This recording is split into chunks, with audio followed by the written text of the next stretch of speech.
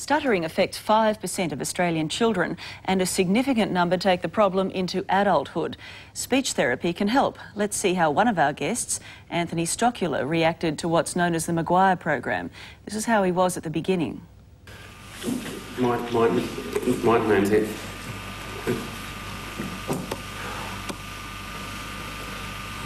Anthony Stocqueler.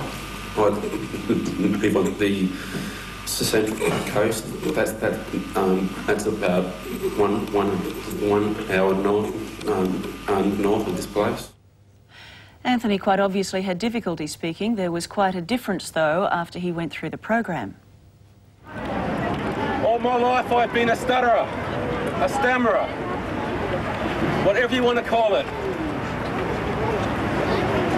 But from now on, I'm a recovering stutterer. Never again will I face that fear of taking off my watch in public, in fear of being asked the time. Well, Anthony joins me now with program coordinator and teacher Scott Mackintosh, who also once suffered from a stutter. Good morning to you both. Good morning. Morning, Tracy. Anthony, can I start with you? That is a remarkable difference. How long did it take for you to actually achieve that in the program? Well, the course was a four-day course, and after the third day, I had reached a significant amount of fluency. And it's certainly the hard work's there. You have to really do it. How long ago did you do the course? My first course was at the end of October last year. And since then, it's just been a year of really hard work, really just going for that fluency, going for the eloquence. And are you getting better on a daily basis?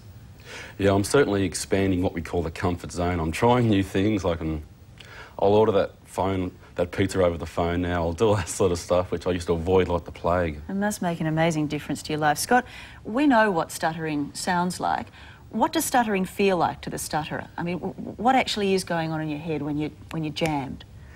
There's various things. I mean, the whole basis of stuttering, as far as I'm concerned, is fear. It's all about fear, and you fear certain situations, you fear speaking to certain people. And what goes through your mind is just a whole range of emotions of, well, self-hate, enormous fear, just being scared of approaching people, approaching situations. You avoid doing certain things as well because you're just scared of the consequences of stuttering in front of certain people and in front of, well, I suppose the situations that you enter. That's the biggest fear. Does your head have the word all ready to go and it's your mouth that can't get it out? Which link in the chain actually falls down? Yeah. Well, yeah, I mean, you know what you want to say, and it may seem very simple for someone else just to say, well, you know the word, so why don't you just say it? But it's very difficult because what you're actually thinking in your head, you're thinking, well, I know the word I want to say, but I know I'm probably going to get a block on it. You see, a lot of people think that stuttering is just a repetitive sound. But it's not at all. It's having a block. Yeah. Right. But it's having a block. It's, I mean, an example, I used to speak like... Wow. My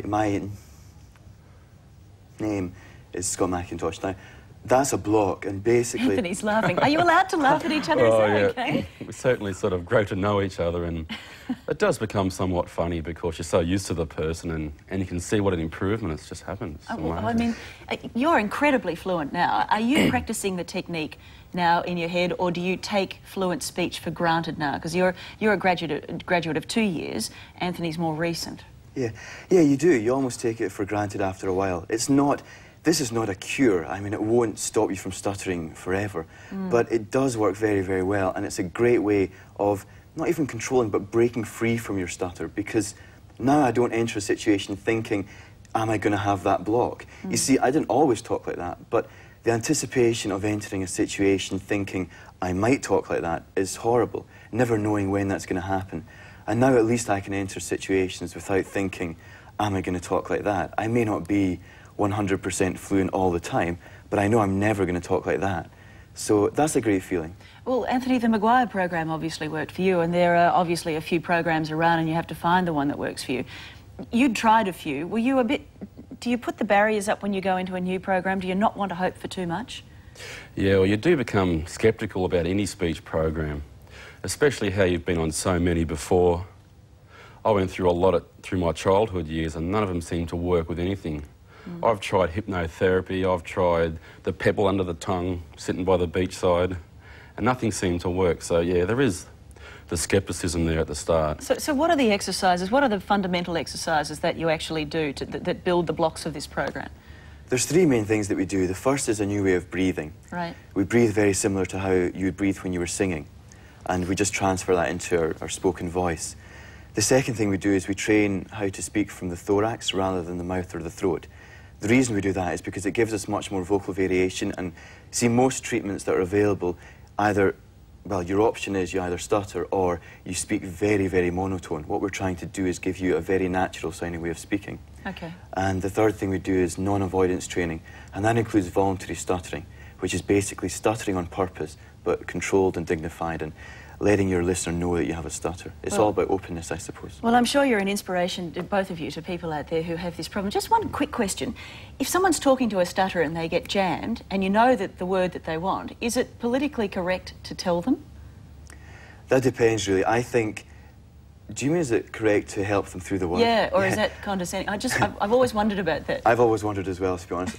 Because sometimes you would want someone to help you because you just knew there was no way the word was going to come out. But then other times you just wanted to say it, because I think you lose a lot of your dignity when someone has to finish the word off for you. Yeah. See, speaking is a thing that's so fundamental to even a young child, that when you're an adult and you can't say a certain word, you do lose a lot of your dignity. Yeah, it's a difficult affliction. Thank you for joining us this morning, both of you. Thank you very much, Tracy. Thanks.